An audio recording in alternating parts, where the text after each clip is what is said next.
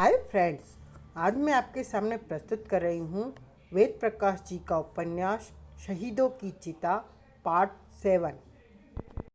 उनके बीच में रहने से मुझे काफ़ी कठिनाई का अनुभव हो रहा था। अतः मैंने निश्चय किया कि मैं जिस हद तक भी कर सकूँगा इस कबीले के लोगों की अज्ञानता दूर करूँगा। सबसे पहले मैंने युवकों को हर रोज़ एक निश्चित समय पर पढ़ाया सिखाया। कबीले के चंद थोड़े पढ़े लोग मेरे काफ़ी काम आए। मैं इस कबीले का ढांचा बदलने के प्रयत्न में लग गया। दिन बीतते गए। कबीले के लोग चाहे कितने भी असभ्य रहे, लेकिन मेरी वे सब बहुत इज्जत करते थे। वे मेरे गुलामों की तरह रहते थे और अब मैं वास्तव में खुद को उनके बीच में एक प्राचीन काल के किसी सम्राट से कम नहीं समझता था। मुझे इस कबीले के लोगों से, इनके भोलेपन से और अज्ञानता से प्यार होता चला गया। उधर सेविना के प्रति मेरा प्यार और भी अधिक बढ़ता चला गया। यह बात सारे कबीले में विख्यात हो गई कि मैं सेविना को अपनी जान से भी ज़्यादा प्यार करता हूँ। कबीले के युवा प्रेमी प्रेमिका एक दूसरे को हम दोनों का नाम लेकर प्रेम का अर्थ समझाने लगे। हम दोनों को अपने प्यार पर गर्व होने लगा और धीरे धीरे वह दिन भी आ गया जब मेरी सेविना ने मुझे एक नन्हा सा गुड्डा दिया।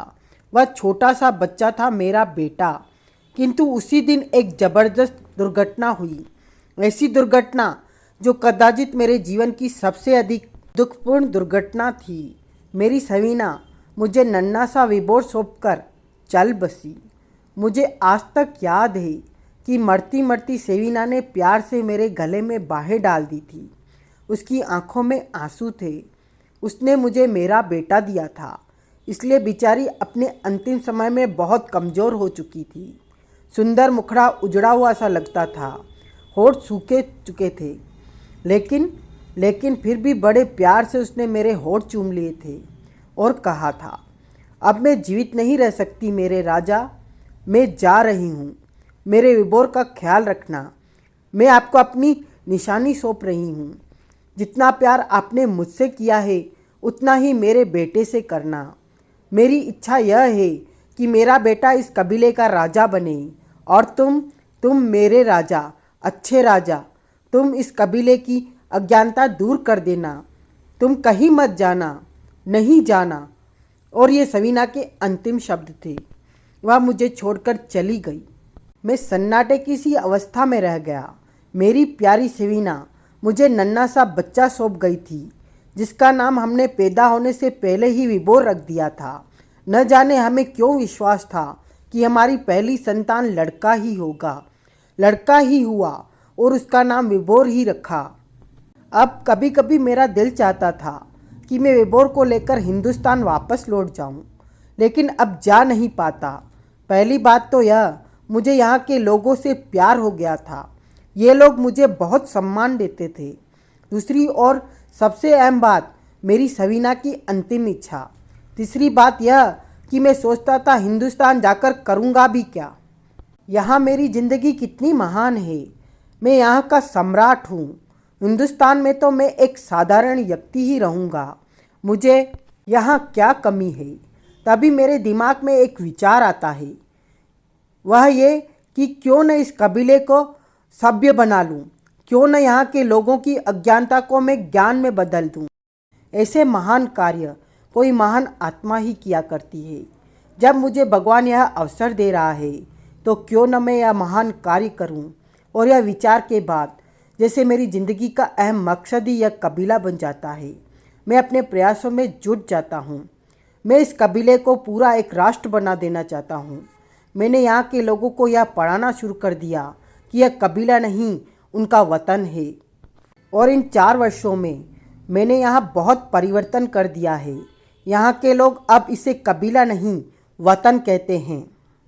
यहाँ के बच्चे बच्चे में मैंने देश प्रेम की भावना कूट कूट कर भर दी है। यहाँ का हर बच्चा सबसे अधिक अपने वतन से प्यार करता है। मैंने वास्तव में इस कबीले को वतन बना दिया है। और आज एक बड़ी अजीब घटना घटी। लगभग 200 घुड़सवार हमारी बस्ती में आए। घुड़सवारों के सरदार ने हमें आदेश दिया कि हम यह बस्ती तुरंत खाली कर दें, वरना ज़बरदस्ती खाली करवा दी जाएगी। मैं अपनी इस बस्ती को अब वतन ही लिखूंगा। मेरे वतन के युवाओं का खून उन घुड़सवारों के विरुद्ध खोल रहा था। वे उनसे टकराना चाहते हैं, लेकिन मैंने उन्हें रोक दिया है। मैं जानता हूँ कि अभी हमारे पास इतनी ताकत नहीं है कि इन आधुनिक शस्त्रों से लैस 200 सैनिकों का हम मुकाबला कर सके। मैं छापामार तरीकों से इनसे लड़ना चाहता हूँ। इसी कारणवश मैंने सैनिकों की धमकी सुन ली और चुप रहा, लेकिन अपने वतन की एक युवा लाल सिंह को मैंने उनके पीछे लगा दिया है। देखना यह है कि लाल सिंह क्या रिपोर्ट लाता है। संभवतः एक अत्यंत महत्वपूर्ण बात लिखना मैं भूल गया हूँ, वह यह कि मैंने कबीले को अपनी इच्छानुसार वतन तो बना दिया है, मगर मैं इन्हें ये विश्वास नहीं दिला सका कि भूत प्रेत नहीं होते हैं। बल्कि इस विषय पर तो मैं ये कहूँगा कि इन्होंने मुझे परास्त कर दिया। इन्होंने मुझे ऐसी ऐसी घटनाएं दिखाई कि मैं भी भूत प्रेतों पर विश्वास करने के लिए बाध्य हो गया हूँ। खैर, अब मुझे हर पल लाल सिंह के लौटने की प्रतीक्षा है। सरफराज, विकास ने पढ़ा और पढ़कर एक लंबी सांस छोड़ी। एक बार अपने पास ही खड़े विभोर को देखा। अपनी मासूम आंखों से विभोर उसे एकटक निहार रहा था। कमरे में वह लालटेन अब भी टिमटिमा रही थी, जिसके प्रकाश में विकास ने डायरी में लिखा हुआ यह सब पढ़ा था। नन्हे से बच्चे की इस मासूमियत पर एकदम न जाने क्या भावना उठी कि उसने विभोर को उठाकर अपने गले से लगा लिया। उसे गोद में लेकर वह उल्टी पड़ी मेज को सीधी करके उस पर बैठ गया। उसके बाद डायरी का एक पृष्ठ खाली था और अगले पेज पर सरफराज ने निम्न तरह लिख रखा था, लाल सिंह की रिपोर्ट के स्थान पर हमें लाल सिंह की लाश मिली है। लाश हमारे वतन की सीमा में ही थी। लाल सिंह की कमीज पर एक कागज़ बंधा हुआ था, जिसमें लिखा था, हमसे टकराने का अंजाम मौत होता है। मैंने अपने सारे सभ्य युवाओं को एकत्र करके उनके उन सैनिकों से टकराने के लिए एक क्रांति दल बना लिया है। थके दिल से हम लाल सिंह की चिता जला देते हैं, लेकिन उस समय में चमत्कार हो गया जब चिता पर लाल सिंह की आत्मा प्रकट हुई। आत्मा ने कहा कि हम उसे प्लेन चिट पर बुलाएं। उसने जो बयान दिया वह उसी की राइटिंग में इसी डायरी के कवर में रखा है। सरफराज, अब इन घटनाओं में विकास की दिलचस्पी कुछ अधिक ही बढ़ गई थी। यह बात उसकी समझ से बाहर थी। एक मरे हुए व्यक्ति की आत्मा लिखित में अपने पर बीती बातों की रिपोर्ट दे सकती है। यह सब कुछ उसे बड़ा अजीब सा लगा। अपनी जिज्ञासा समाप्त करने के लिए उसने जल्दी से डायरी के कवर में से पेज निकाले। ये पेज पेंसिल से लिखे गए थे। विकास ने वे पेज पढ़ने शुरू कर दिए। ज्यों ज्यों वह पेज पढ़ता गया, त्यों त्यों उसकी दिलचस्पी बढ़ती चली गई। वह पेज पढ़ता गया, जो जो उसकी दिलचस्पी बढ़ती चली गई। वह मरे हुए व्यक्ति की लिखित रिपोर्ट में डूबता चला गया। और तब जबकि विकास ने पढ़ा माफिया, डॉन मस्त्रोनी, वे दो शब्द पढ़ते ही जैसे लड़के के दिमाग में दो भयानक और ज़बरदस्त विस्फोट हुए। उसे लगा जैसे उसके मस्तिष्क की नसें टूटकर बिखर गई हैं। एक बार को तो उसका सिर बुरी तरह चकरा गया, जैसे घने काले बादलों में रह रहकर बिजली कड़कती है। ठीक उसी प्रकार उसके मस्तिष्क के अंधेरे में कड़क कड़क कर जैसे दो ही शब्द चमचमा रहे थे, डॉन मस्त्रोनी और माफिया, माफिया और डॉन मस्त्रोनी। कई क्षण तक विकास का दिमाग सोचने समझने की स्थिति में नहीं आया, और जब आया तो लड़के के जिस्म की एक एक नस जैसे तंती चली गई, जिसमें दौड़ता हुआ लहू जैसे उबल पड़ा। लाल आंखें, कनपटी तक सुर्ख चेहरा। विकास का ऐसा क्रोध जैसा पहले उसके जीवन में कभी नहीं आया था। यह क्रोध उस पर जुनून सवार कर देता था, खूनी जुनून, जिस जुनून में विकास नहीं सोचता था कि वह क्या कर रहा है। इसके बाद तो वह लाशों पर अठास लगाता था, दुश्मनों के खून से नहाता है। उसके दिमाग में आया तो इसका मतलब यह है कि इस बार या तो वह रहेगा या माफिया, वह रहेगा या डॉन मस्त्रोनी। जहाँ उसे किस्मत ने लापटका है वहाँ भी माफिया, वही डॉन। इस बस्ती पर छितराई हुई लाशें, यहाँ पर हुआ अमानवीय अत्याचार, ये सब माफिया ने किया है, डॉन मस्त्रोनी ने करवाया है। अब वह किसी भी प्रकार माफिया का सर्वनाश किए बिना भारत की धरती पर कदम नहीं रखेगा। दुनिया के माथे पर से माफिया नामक इस कलंक का वह नामो निशान मिटा देगा। लड़का पत्र आगे बढ़ना भूल गया, उन्हीं विचारों में वो खो गया और धधकता हुआ विकास का चेहरा किसी खूनी भेड़िए की शक्ल में बदल गया। वह छोटा सा विभोर विकास के इस भयानक चेहरे को देखकर डर गया और भयभीत होकर विकास से ही लिपट कर बोला, अंकल। खूनी जुनून में डूबे विकास के मस्तिष्क को एक झटका सा लगा। उसने नन्हे से विभोर को अपनी बाहों में समेटकर सीने से चिपका लिया और बोला, विभोर मेरे बेटे, दुनिया का सबसे बड़ा जल्लाद विकास आज तेरी कसम खाता है। इस बस्ती पर वह खून की एक एक बूंद का बदला लेगा। माफिया नामक संस्था से एक एक एजेंट को चुन चुन कर मारेगा और वह काना नीली आंख वाला शैतान डॉन, तेरी कसम विभोर, उसकी वो हालत करूँगा कि सारे संसार की रूह फना हो जाए। लड़के के दिल में प्रतिशोध की ऐसी ज्वाला कदाचित पहले कभी नहीं देखी थी। लाल सिंह की रिपोर्ट आगे तक पढ़ता जा रहा था और साथ ही उसके चेहरे की कठोरता बढ़ती जा रही थी। उसके मस्तिष्क के बराबर में यह शब्द चकरा रहे थे, माफिया, डॉन मस्त्रोनी, बदला, दुनिया का सबसे बड़ा इंतकाम। बात है मिनिस्ट्री छावनी की। उस समय रात के 2 बजे थे। न्यूयॉर्क की इस छावनी में भी इस समय सन्नाटा था। अधिकांश छावनी निद्रा की गोद में थी। किसी प्रकार के खतरे की कोई आशंका नहीं थी। अतः छावनी की सुरक्षा की किसी प्रकार की विशेष सुरक्षा करने की किसी को क्या आवश्यकता पड़ी थी। लेकिन साधारण सुरक्षा तो थी ही, जो आमतौर पर साधारण स्थिति में होती थी। इस छावनी में अनेकों युद्धबंदी भी कैद थे, उनकी तो सुरक्षा की ही जाती थी। छावनी के चारों ओर ऊंची दीवार खींची हुई थी। चारों में करंट दौड़ रहा था। चारों दिशाओं में 4 ऊंचे ऊंचे सर्चलाइट स्टेशन थे। चारों सर्चलाइट रात के इस अंधकार को चीरती हुई अपने अपने दायरे में घूम रही थी। यहाँ वहाँ छावनी में जगह जगह रात की ड्यूटी वाले सैनिक तैनात थे और मेजर डमरू डपालिया, बदनसीबी कहिए या खुशनसीबी, मेजर साहब का यही नाम था, डमरू डपालिया। यूँ तो अच्छे खासे तंदुरुस्त थे, आखिर अमेरिका की सेवा में थे। मेजर की पोस्ट तक पहुंचना कोई सरल बात तो थी नहीं। अपने अधीन सैनिकों पर उनका अच्छा खासा रौब भी था। इस समय वे छावनी में ही एक तरफ बने अपने कोठीनुमा फ्लैट में एक कमरे में निद्रा में खोए हुए थे। समीप ही उनकी तुलतुल बीबी सोई पड़ी थी। मिस्टर डमरू डपालिया अपने यार दोस्तों में बैठकर बताया करते थे कि उनके जीवन में केवल एक ही सबसे बड़ी ट्रेजेडी हुई है और वह है उनकी पत्नी बेस के बराबर मिली है। और वास्तव में मेजर डमरू डपालिया की किस्मत यही मात खाई थी। जब उसकी पत्नी करवट लेटी थी तो डबल बेड भी बेचारा चू चू करके पीड़ा से कहराने लगता था। लेकिन बेड की इस पीड़ा से बेखबर मेजर डमरू डपालिया सोए हुए थे। उनके खर्राटे इस प्रकार कमरे में गूंज रहे थे जैसे घोड़ों की रेस में भाग लेने की योजना बना रहे हो। दोनों पति पत्नी रात के पहले पहर में जन्नत की सैर करके सोए थे। कमरे में रोशन एक ग्रीन रंग का नाइट बल्ब ऐसा लग रहा था जैसे पति पत्नी के हसीन जिस्मों को देखकर मुस्कुरा रहे हों।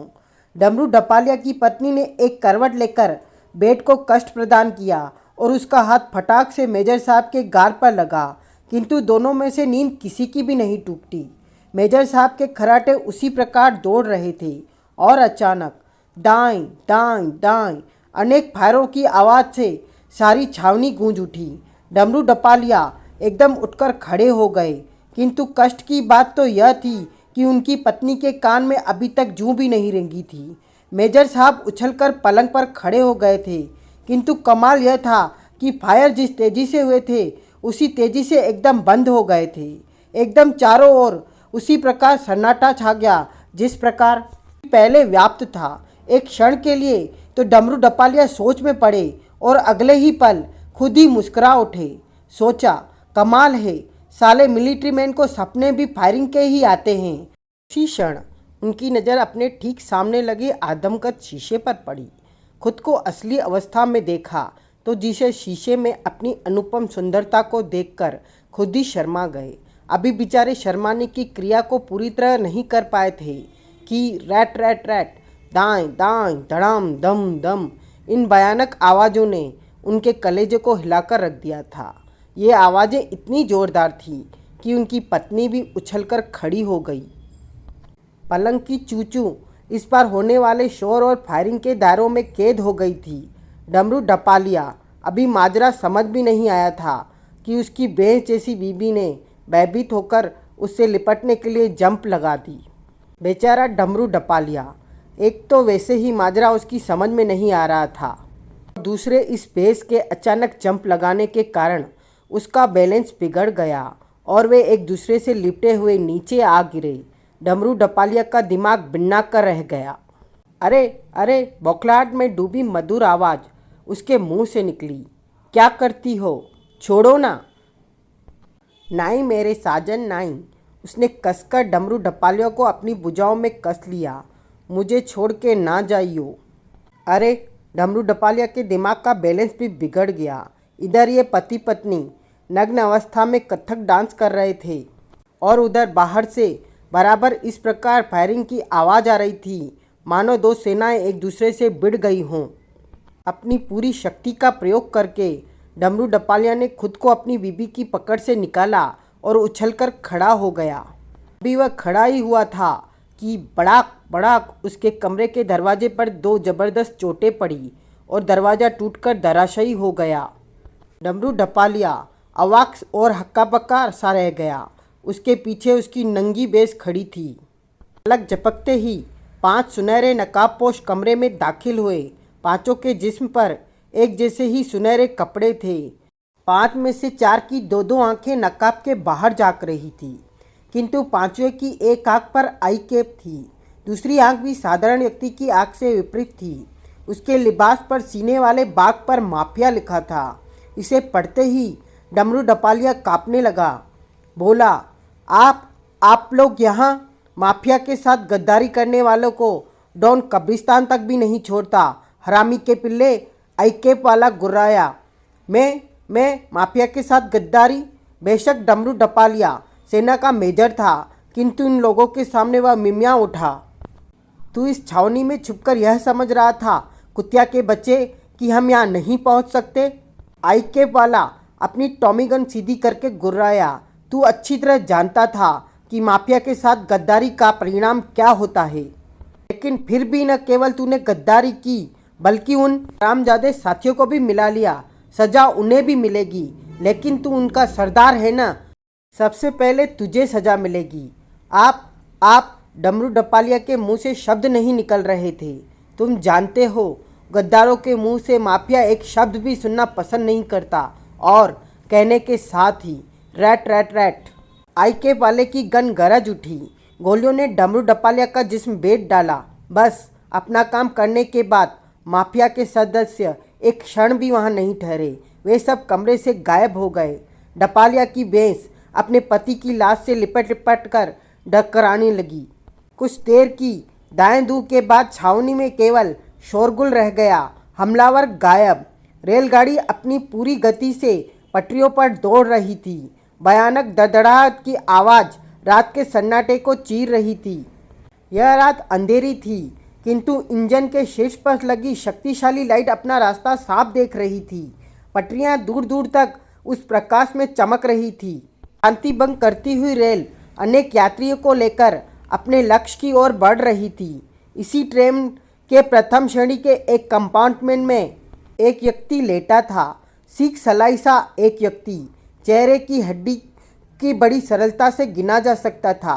कदाचित ऊपर वाले ने उसका नक्शा डॉक्टरों की परेशानी को ध्यान में रखते हुए बनाया था।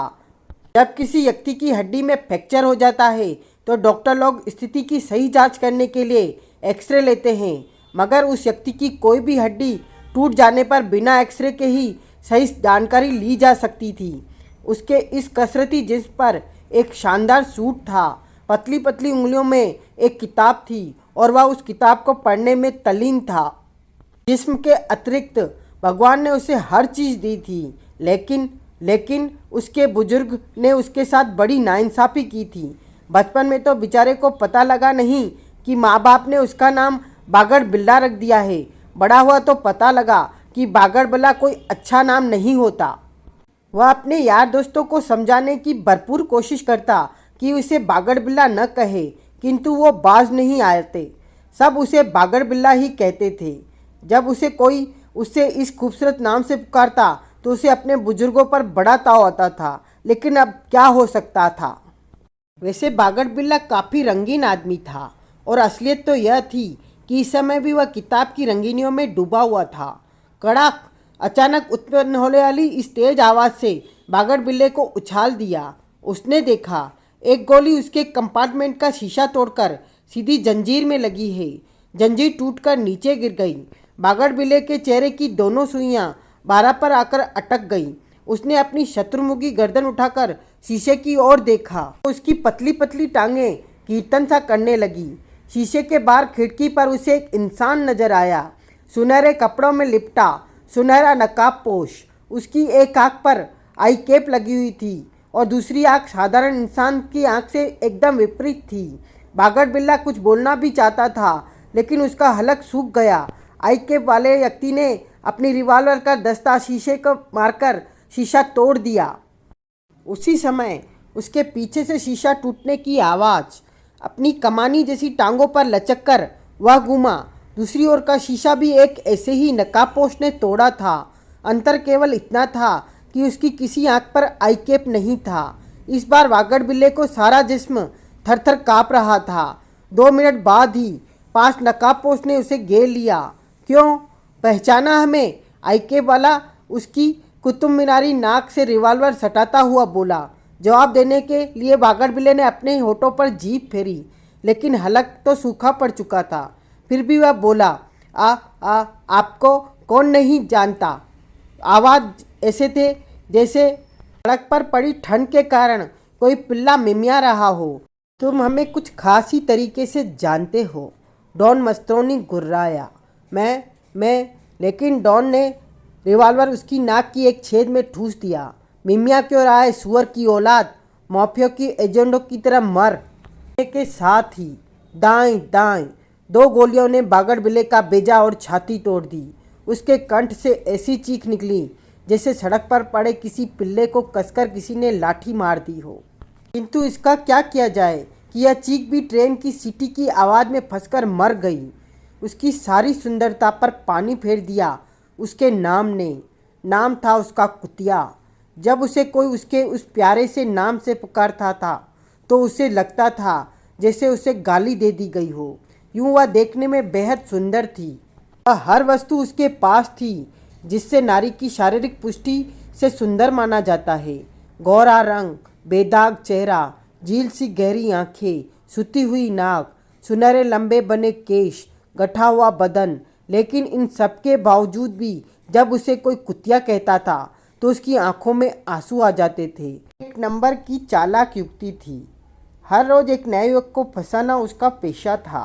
कदाचित आज भी वह अपने किसी आशिक युवक के पास ही जा रही थी। वह टैक्सी की पिछली सीट पर बैठी थी। ड्राइवर उसकी तरफ से लापरवाह टैक्सी चलाने में व्यस्त था। कुतिया भी उसकी ओर से लापरवाह अपने बैग से शीशा निकालकर अपने मेकअप को हल्के से पाउडर का टच देने में व्यस्त थी।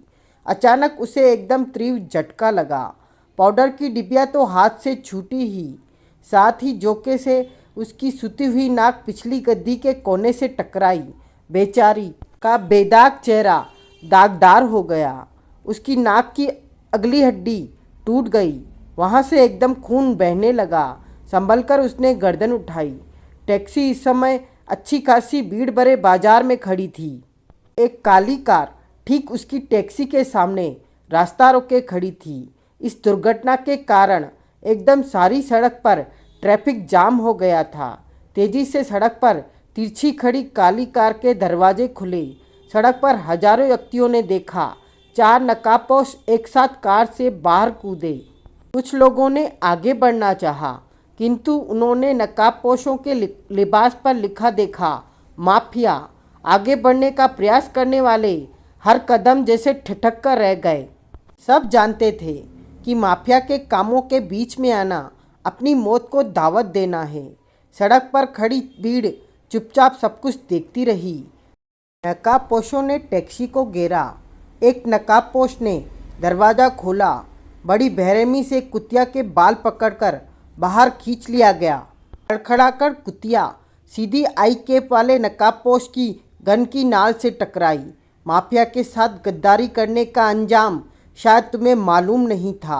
डॉन गन की नाल से उसका दायां अक्ष दबाता हुआ बोला। क्या क्या? बको मत कुतिया, डॉन गुर्राया।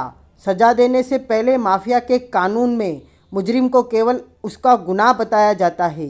मुजरिम को सफाई सुनना माफिया को पसंद नहीं है। तुम्हारा जुर्म गद्दारी है और गद्दारी की सज़ा माफिया के कानून में ये है। दाएं दाएं दाएं। डॉन मस्त्रोनी की गन 3 बार गरजी। तीनों गोलियां कुतिया के वक्ष को चीरकर उसके सीने में समा गई। एक चीख से साथ ही कुतिया वहीं बिछ गई। इस भरी सड़क पर उसकी सहायता के लिए कोई आगे नहीं बढ़ा। कौन बेवकूफ़ था जो माफिया से दुश्मनी मोल लेता। चारों नकाबपोश कार में समा गए और कार एकदम तीर के बाती भागी। उसके पीछे वह एक लाश छोड़ गई, साथ ही चारों ओर भय, आतंक और कांपते हुए लोग। दोनों के रिवॉल्वर एक साथ खाली हो गए। जैकी और विजय उन्हें आश्चर्य के साथ देख रहे थे। धनुष टंकार ने तेजी से अपनी जेब में हाथ डाला और अपना छोटा सा प्लास्टिक का धनुष निकाल लिया। इधर हैरी भी एकदम सतर्क हो गया। तीर सनसनाकर हैरी की ओर आया। हैरी गजब की फुर्ती के साथ न केवल खुद को बचा गया बल्कि एक खाली चेयर उठाकर धनुष टंकार पर दे मारी। धनुष टंकार भी क्या कम था, वह भी आखिर विकास जैसे गुरु का चेला था।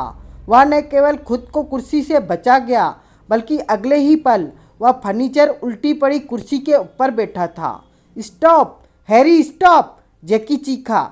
अबे रुको सेक्रेटरी प्यारे, रुक जाओ, विजय नाटकीय अंदाज में हाथ उठाकर बोला। और जैसे वास्तव में यह नाटक हो रहा था। हैरी और धनुष टंकार वास्तव में रुक गए। क्या हुआ, क्या हुआ? अचानक बौखलाई सी जूलिया तहखाने में प्रविष्ट हुई। चुप रहो जूलिया, जैकी ने कठोर स्वर में उसे डांट दिया। तुम हमारे बीच में मत आया करो। जैकी की इस कठोरता को देखकर जूलिया एकदम अपने स्थान पर ठिठक गई। विजय ने एक बार हैरी की ओर देखा। हैरी का गोरा चेहरा क्रोध के कारण कनपटी तक लाल सुर्ख हो रहा था। फिर विजय धनुष टंकार की ओर देखकर बोला, क्या बात है बे? विजय का प्रश्न करने से पहले ही धनुष टंकार ने उसका उत्तर अपनी डायरी पर लिख दिया था। उसने डायरी विजय की ओर उछाल दी। विजय ने उसे हवा में ही लपका। उसके साथ साथ डायरी के नीचे वाक्य को जैकी ने भी पढ़ा। लिखा था, हैरी गुरु छुपकर आपकी बातें सुन रहे थे। पढ़ते ही जैकी हैरी की ओर घूमा और बोला, तुम हमारी बात क्यों सुन रहे थे? इसलिए कि मुझे जानना था कि यहाँ विजय अंकल क्यों आए हैं। एकदम दृढ़ स्वर में बोला हैरी। और यह मैं जान गया अंकल, आपने मुझसे छुपाया, यह छुपाया कि विकास खतरे में है। तुम शायद नहीं जानते कि पहली बार मैंने और विकास ने मिलकर माफिया की क्या हालत की थी। उसी माफिया ने, उसी डॉन ने अब फिर मेरे दोस्त पर हाथ डाला है। तुम्हारी कसम अंकल, दुनिया के तख्ते से माफिया का नामो निशान मिटा दूंगा। आपने मुझसे यह छुपाया अंकल कि मेरा यार खतरे में है। क्यों अंकल, आपने मुझसे यह क्यों छुपाया? क्या आप हैरी को इतना भी नहीं समझते कि अपने दोस्त के लिए वह खून की बूंदें बहा सके? तुम सब साले नए पौध हो ना? विजय बोला, तुम सालों को पता लगा कि दुश्मन फला है और तुमने मारा मारी शुरू की।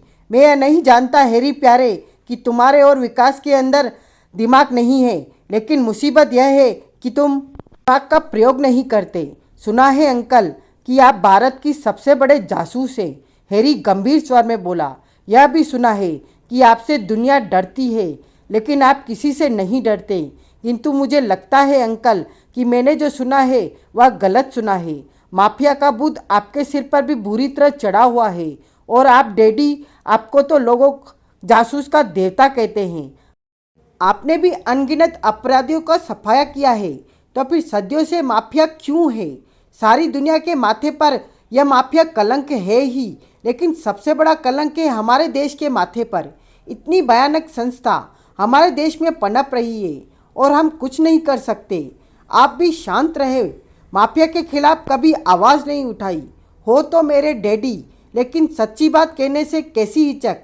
छोटे मोटे अपराधियों को खत्म करके आप खुद को जासूसों का देवता कहलाते रहे। बड़े गैरत की बात है डैडी कि जिस मुल्क में जासूसों का देवता है उसी मुल्क में माफिया जैसी भयानक अपराधी संस्था है। आप भी कभी उनके खिलाफ नहीं उठते। पहली बार मैं खड़ा हुआ था किंतु आप ही लोगों ने मुझे रोक दिया, मगर आज माफिया ने मेरे दोस्त पर हाथ डाला है। माफिया के एजेंटों के लाशों से मैं धरती पार दूंगा। रख दिया ना दिमाग ताक पर।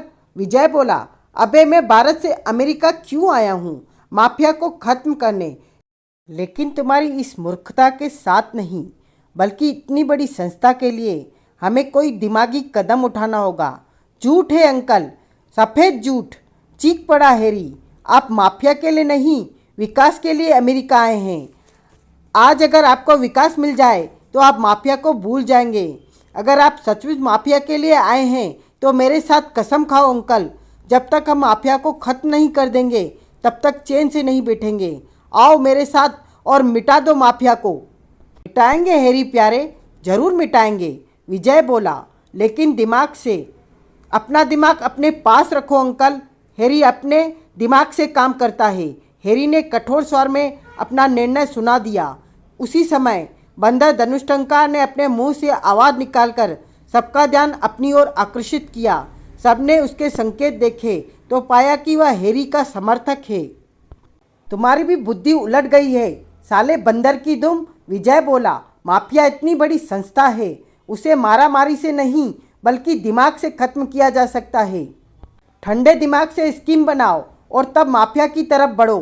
ठंडा दिमाग उनका होता है अंकल जिनका खून ठंडा हो चुका हो, हैरी गुर्राया। यहाँ जो करना है फटाफट करते हैं, जो सोचते हैं काम करते हुए सोचते हैं।